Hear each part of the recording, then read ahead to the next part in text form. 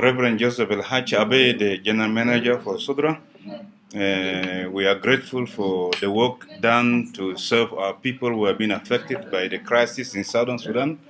And during our course of our intervention and experience, we had a lot of challenges that we faced. And one of these challenges is logistical challenges, where we have difficulties in reaching out what we have procured to reach to the people. And during our intervention in Nimule, going to Melijo, we have difficulties to take the food because there's no good road. There's no good road that the cars could be there, and then the cars got stuck. And we were there for 4 days, especially our dear mother Harriet, who have suffered and worked hard with the people there. And then we had support of the community, as well the army and the IDPs.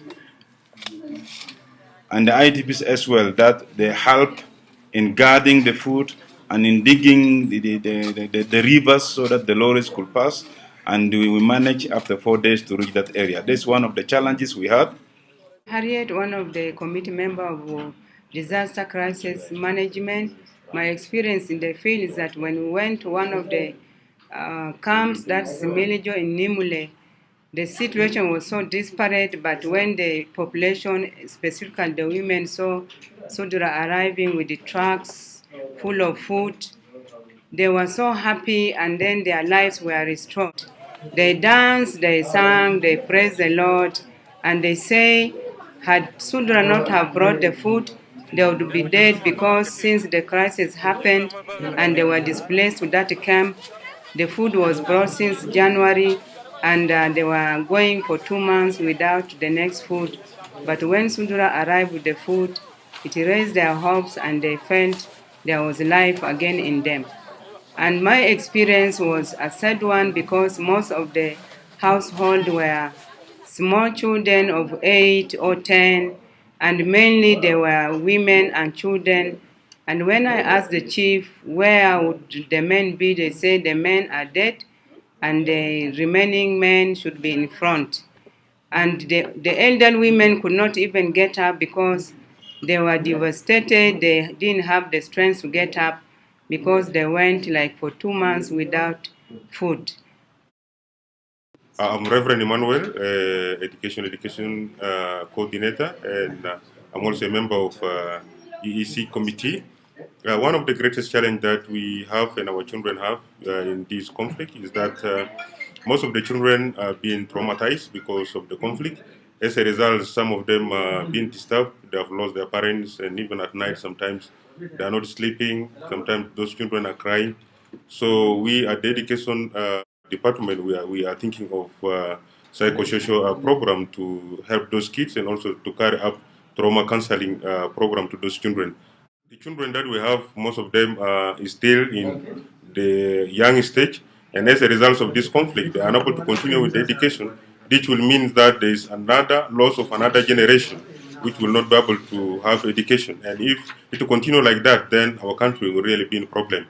We are also looking forward to help our children in terms of the child protection, which is one of the biggest challenge, because the boys' child, there is a fear that most of them will either join the armed group because there were no schools, and there were no programs that will keep them busy. So, and also the girls' child, because of the current situation, there is a fear that most of those girls will either join prostitution because so that they will be able to get money to continue to support their families. My name is James Obedmod. I'm the chief accountant of ECS. Our role was basically to manage all the funding and the finances that came through the African Alliance. First, I want to say thank you for that. The money was so helpful. The finance committee has done a good job in facilitating all the payments and doing all the work necessary to support the projects. We want to say thank you for that.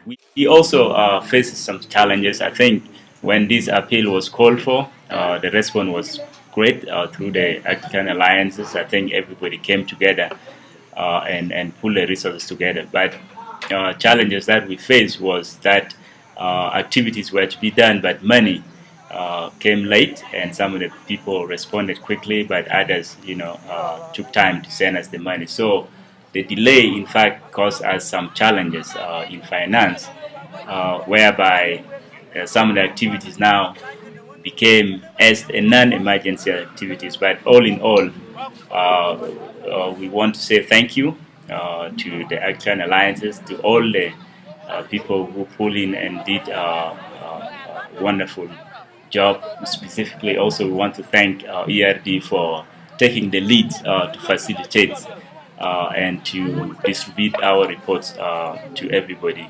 But as we look forward now to phase 2, I think we have good pledges now, and we would like that to see that the money comes in quickly, so we are able to start the work and start our procurement process, so that things can be done as quickly as possible. So thank you very much.